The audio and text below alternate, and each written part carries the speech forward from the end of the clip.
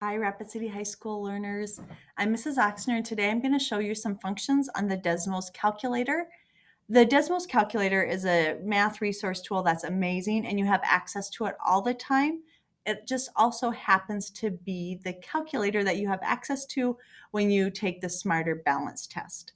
You should have this handout from your teacher. If you don't, go ahead and take a second and get that, and then we'll go ahead and get started.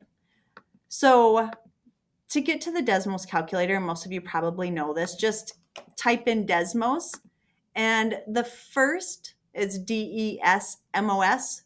We're going to go to graphing calculator. Today we're not going to use the graphing capabilities of it, but we will be using the other capabilities of it today. And that is, it can be used as a scientific calculator, which is pretty cool.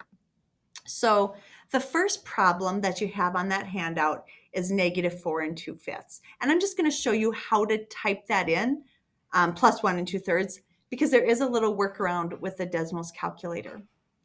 So our brains think, well, we should type in -4 first, but the Desmos calculator won't let you do that.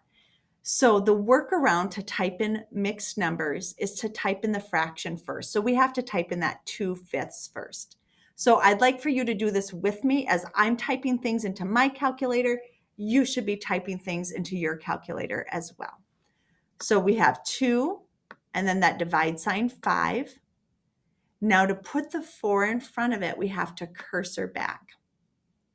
And then we type in the -4. That's how you type in a mixed number. And then we'll just finish that problem out. So -4 plus 1 2/3. And our brain is going to want to put that 1 first, but we have to put the 2/3. So 2 divided by 3, cursor in front. And let's go ahead and put that 1. Now, common rule in math, if a problem is given in fraction form, the answer should be given in fraction form. They gave us this answer in decimal form, but this icon here lets us convert between the two. Okay, pretty cool, right? So our answer for that first one, go ahead and put that on your handout, is -41/15. It's an improper fraction. We are going to leave it like that for today. All right, let's try the second one. So the second one is -10 3/9. Remember, we type in the fraction first. So we're going to do 3, the divide sign 9. I really think they should have put 1/3, but we're going to type in that 3/9, and then -10. Cursor over, and then a minus. And then let's go ahead and put parentheses to group the -2 and 2/5 together. So negative, got to type in that fraction first, 2/5. Cursor back, put in our 2, cursor to the end of that, and then close parentheses. And we will convert that into a fraction. So the correct answer to that is -119/15. Now, if you notice, you don't have to clear out the previous problem. You can just cursor down. And like on our regular calculators, if you make a mistake, you have to hit clear, clear, clear. Here you don't. If you want to go back to any problem and make a little change, you can, and it changes the answer when you do that. Pretty cool. All right, so number 3, we got -2 and 2/15. So remember, we have to type in that fraction first. So 2/15. We'll cursor back and do a -2. Cursor forward. And I'm going to make sure I use the time symbol here, which shows up just as that dot. Good notation for multiplication. We have to put the 3/8 in first.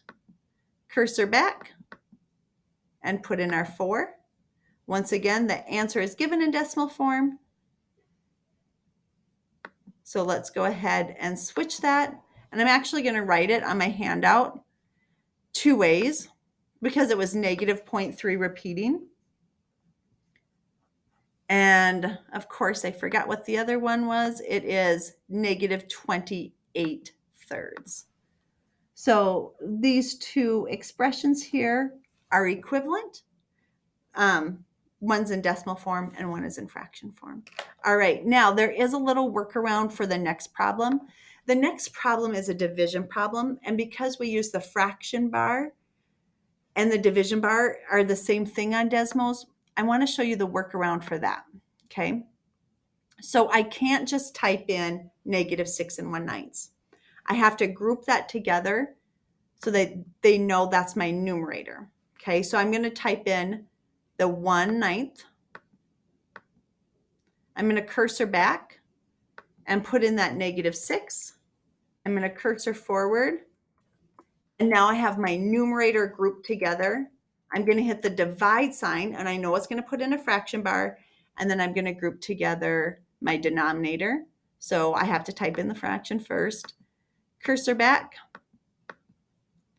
and do the 3, cursor forward. Okay. So I have my answer as a decimal, -1.6 repeating. Students, don't be fooled. This does not mean that the 6 doesn't repeat. Your calculator thinks it's helping you and they round that last digit. Sometimes it makes it confusing, but the 6 is in fact repeating. And if I switch that to a fraction, I get -5/3. So let's go ahead and write that on our handout. So this can be written in one of two ways, -5/3, or that is equal to -1.6 or 1 6/10, and that repeats. Okay. So that's how you type in fractions. At the end of this, you can play around and try these two. I'm going to keep moving ahead here and show you how to use this calculator for exponents and radical symbols. Just a side note, radical symbols, this is a radical symbol. It's the square root symbol. Sometimes there's a number on that ledge, and that's called an index, and this would be like the cube root. This would be read as the fourth root. When there is no index, no number on that ledge, it is just a square root. All right, so let's try that next problem. I'm just going to scroll down here, get that keyboard back up, and I want to type in the square root. Now there's two ways to type in the square root or a radical symbol. I want you to go to this functions, and this function is really cool because right here you could type in cube root, fourth root, fifth root, and a lot of calculators don't have that capability. So this is a really cool capability. We are going to use the square root symbol, which doesn't have an index. It doesn't have a little number on that ledge. So we're going to use this. I did want to show you that because I think it's a pretty cool function. So we're going to do the square root of 3, and then we're going to take it to the 8th power. This right here is the button that lets you type in exponents. And we get 81. So we know that the square root of 3 to the 8th power is equivalent to 81. We need to find which one of these expressions is also equivalent to 81. So let's go ahead and do that. So the first one is 3 to the power of 1/4. So we're going to do 3. Remember, this is our exponent button. And then 1/4. Use that divide sign, just like before for fractions. That is not equal to 81. Let's try the next one, 3 to the 3rd power. So 3, we use this button right here to the 3rd power, not equal to 81. Let's try the next one, 3 to the power of 4, and there it is. That one is equal to 81. I am going to let you, since I've showed you how to type in that square root symbol, that radical symbol, after this video, you can try these on your own. All right. The last thing I'm going to show you how to do is on this Desmos calculator is use the absolute value function. So let's take a look at our handout here. This expression is read as B minus the absolute value of A. Well, if we type that into our calculator, we're not going to get an answer. We need to put values in for the B and A. They have assigned values for the B and the A. I'm going to rewrite my expression B minus the absolute value of A, and I'm going to substitute or replace the variables with the known values. The B is equal to 6. so I'm going to replace the B with 6. The A is equivalent to 5, so all I'm going to do is replace that with 5. Before I get on the Desmos calculator, let's rewrite this expression as well. So I have the expression, the absolute value of x plus y, the absolute value, or excuse me, the value of x is equivalent to 3. So I'm going to replace that x with 3, and the value of y is negative 5. So when I get to the calculator, I'm going to type in the absolute value of 3 plus negative 5, and this is how you do that.